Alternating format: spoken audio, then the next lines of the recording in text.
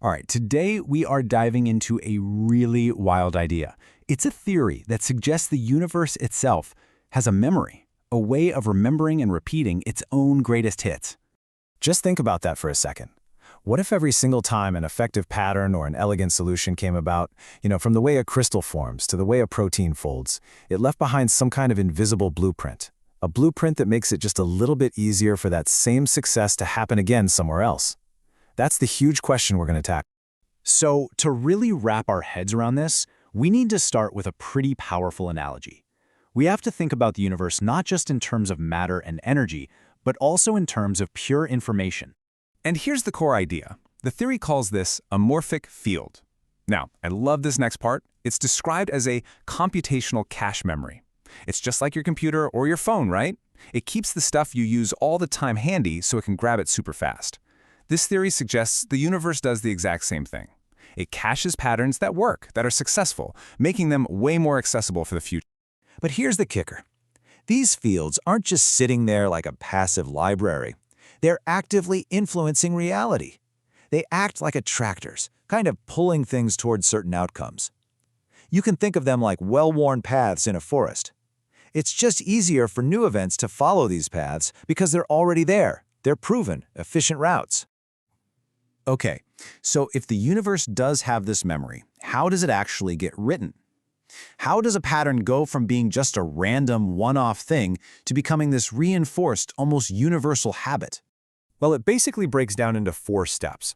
First, something genuinely new just emerges. It comes out of a process so complex you literally couldn't predict the outcome without just letting it happen. Second, that new pattern, it works. It's successful in some way. Third, it gets repeated. And here's the magic. With every single successful repetition, that invisible blueprint, that morphic field, gets a little bit stronger, a little more influential. Okay, whoa. Don't let the math scare you off here. You do not need to understand this formula. It's just a conceptual way of showing the idea. All it's saying is that the strength of a field, that's the rose symbol, is basically the sum of all of its successes across all the different contexts it's ever been used in. The more success in more places, the stronger the field gets. Simple as that. And this brings us to a really cool idea called multimodality testing. See, it's not just about simple repetition. A pattern that works for forming a crystal, but also for folding a protein, and also for organizing a social structure, well, that's way more powerful than a pattern that only works in one little niche. It's the versatility that really strengthens the universe's memory. So far, this has all been pretty abstract, right? Information, patterns, fields. But what if this whole informational layer is directly plugging into life as we know it?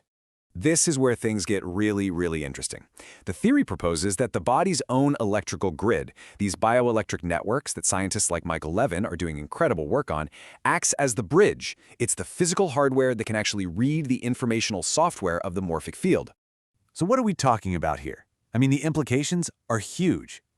This could be the master plan that guides how an embryo develops, or the backup file that tells a salamander exactly how to regrow a perfect leg. It could even be the source of some of our deepest instincts. The idea is that there's a whole hierarchy of these fields, for cells, for tissues, for organs, all nested inside each other. Okay, we've gone from abstract information to biology. Now, I want you to zoom out with me, way, way out, to the scale of the entire cosmos. And here's where we get to the very edge of known science, maybe even a little beyond. This is the most speculative, the most mind-bending part of the whole idea, that the universe's memory doesn't get wiped clean with each Big Bang. The most successful, most deeply ingrained patterns could actually be inherited by the next universe in the cycle. And this kind of lays out how that cycle could work.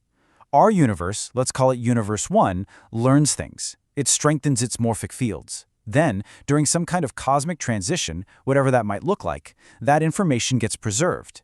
And in the new universe, Universe 2, these inherited fields don't just guide biology, they might actually help shape the fundamental laws and physical constants of that new reality. It's cosmic natural selection. So thinking on that cosmic scale, you kind of have to ask a much deeper question. What even is reality if information can shape it this profoundly? What the theory proposes is that the ultimate base layer of reality isn't matter and energy, but a vast information space. It's a realm of pure potential, a world of ideas where all these patterns and fields exist. Matter, energy, everything we see and touch, it's just a manifestation, a shadow of this deeper informational layer. And if you can get on board with that, it leads to an even wilder idea, that space and time themselves, the very fabric of our reality, might not be fundamental either. They could be emergent.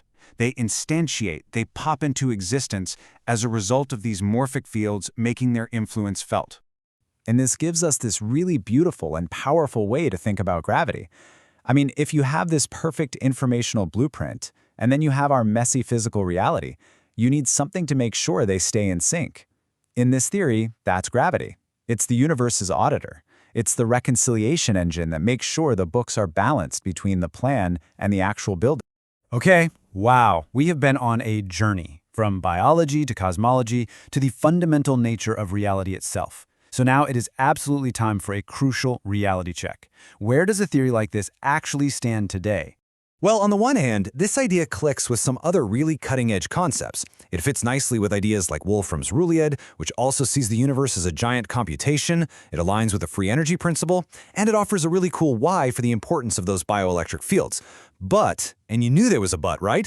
This is the big one, there is zero direct empirical proof. We don't know the exact mechanism for how this would work, and honestly, trying to design an experiment to actually test it is incredibly difficult. So we end right back where we started, with a big question. Are we just living in a universe that's a stage for random, meaningless events? Or are we part of something much grander, an active, learning system that's constantly building on its own past successes? The theory of morphic fields certainly suggests it's the latter. It paints this incredible picture of a cosmos that remembers, that adapts, and that evolves, not just through genes, but through a hidden memory woven right into the fabric of reality itself.